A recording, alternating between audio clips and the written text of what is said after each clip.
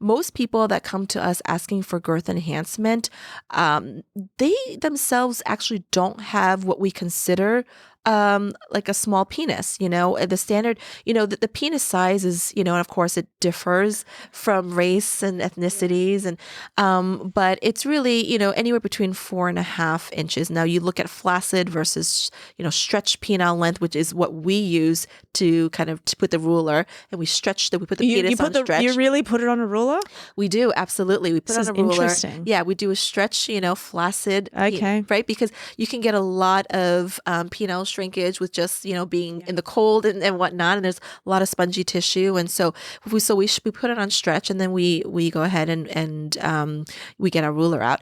And then we talk about girth as well. So most people want both. Increased girth. They want to be girthier, if that's a word. I am so shocked at that. Who would have thought? They want more girth and they want more length. But I'll tell you, a lot of what we do really improves the flaccid length. So what's called like the quote unquote like locker room penis. And I know that term has been thrown around loosely, but what locker room penis is you in the flaccid state, a male in the flaccid state, where it's not kind of shrinking in.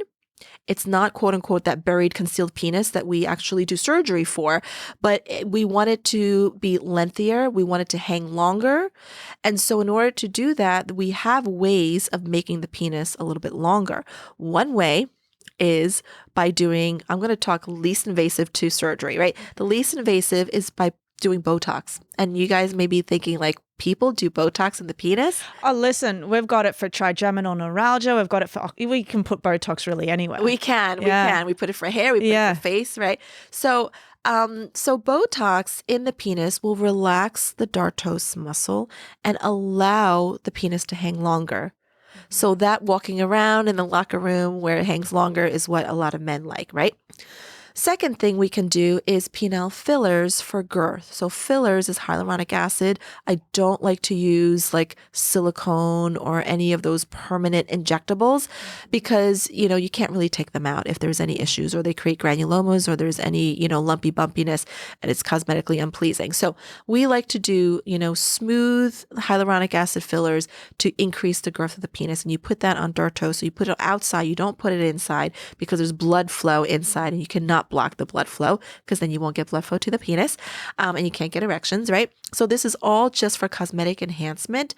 And then there are things that we can do such as cutting the suspensory ligament of the penis and then putting weights on the penis as it's healing so that it hangs longer. Wow. Yeah, because there's a suspensory ligament that actually attaches the penis to the pubic bone. And part of that is inside, right? Kind of internal. Yeah. So if we're releasing and we're cutting and severing that ligament and you're putting weights on there, it's going to cause that penis to be lengthier, right? But that hasn't really been shown to work very well because things scar down and they become even shorter. And so we don't actually typically do those procedures anymore. But now we have a pneuma implant. It's like imagine women getting breast implants, putting silicone breast implants or saline breast implants. This is a silicone implant that goes on the penis underneath the skin. Oh, wow. Yeah. Okay. That's a new thing. That's amazing. In the last 5 years, and I think there's only 8 urologists that do that in the whole country.